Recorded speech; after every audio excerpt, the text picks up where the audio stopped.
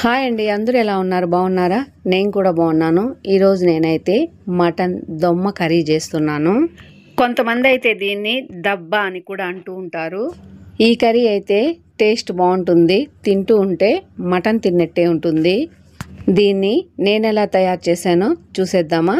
Stove మీద ఒక pan పెట్టి 2 స్పూన్ ఆయిల్ అయితే వేసాను. ఆయిల్ వేడైన తర్వాత ఒక మీడియం సైజు ఉల్లిపాయలు అయితే ముక్కలుగా కట్ చేసి ఇందులో వేసి వేయించేస్తున్నాను. ఉల్లిపాయ ముక్కలు ఎర్రగా వేగిపోయిన తర్వాత ఇప్పుడు ఇందులో ధనియాలు, జీలకర్ర, హోల్ గరం మసాలాలు మొత్తం వేసి వేయించేస్తున్నాను. తెల్లగడ్డలు కూడా ఒక 4 పాయలు వేసి వేయించేస్తున్నాను. ఇప్పుడు ఇందులో కొబ్బరి అయితే చాలా తక్కువ వేసాను. కొబ్బరి కొద్దిగా, జీడిపప్పు పలుకులు, గసగసాలు కూడా 1 స్పూన్ వేసి వేయించేస్తున్నాను. మటన్కి అయితే గసగసాలు వేస్తేనే టేస్ట్ చాలా బాగుంటుంది. ఇవన్నీ సన్న మంట మీద వేయించుకోవాలి. వేగిపోయాయండి, తీసి పక్కన పెట్టేసుకుంటున్నాను.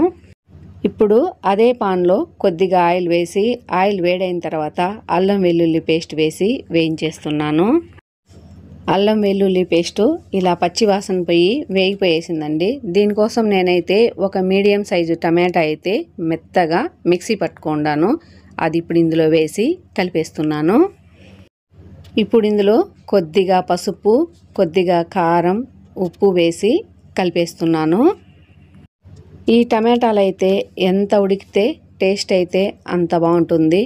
ఇప్పుడు ముందుగా వేసిన ఆయిల్ పైకి వచ్చేంత వరకు అయితే నేను టమాటాలు బాగా మగ్గిచ్చేస్తున్నాను.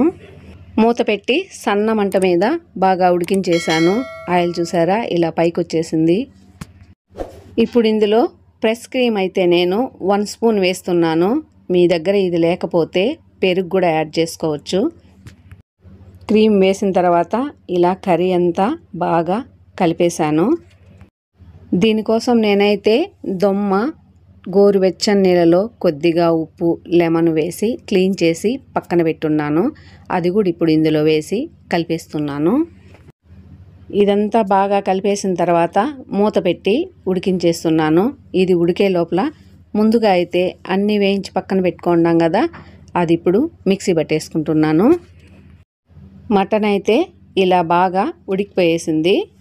అంతే, మరీ ఎక్కువ కాదు, ఒక 40-50% అయితే ఉడికిపోయింది. ఇప్పుడు ఇందులో మిక్సీ పట్టుకున్న కొబ్బరి, వేయించుకున్న ఆనియన్స్, గరం మసాలా పేస్ట్ అయితే ఇందులో వేసి కలిపేస్తున్నాను.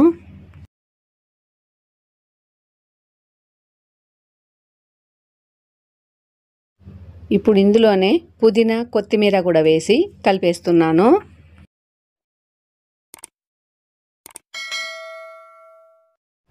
ఇవన్నీ వేసిన తర్వాత మళ్ళీ మూత పెట్టేసి ఉడికించేస్తున్నాను.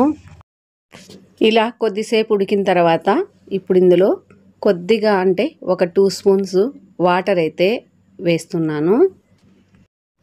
ఇలా వాటర్ వేసిన తర్వాత బాగా కలిపేసి మూత పెట్టేసి కొద్దిసేపు అయితే ఉడికించేస్తున్నాను.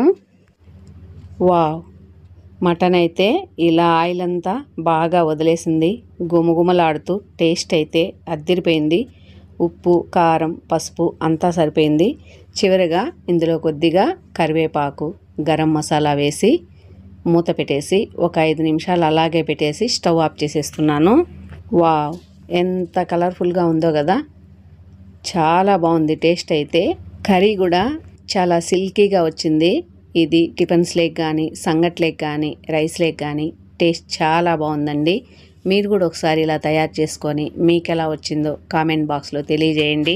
నా వీడియోస్ మీకు నచ్చినట్లయితే లైక్ చేయండి, షేర్ చేయండి, సబ్స్క్రైబ్ చేసి సపోర్ట్ చేయండి. ఓకే అండి, నెక్స్ట్ వీడియోలో కలుద్దాం.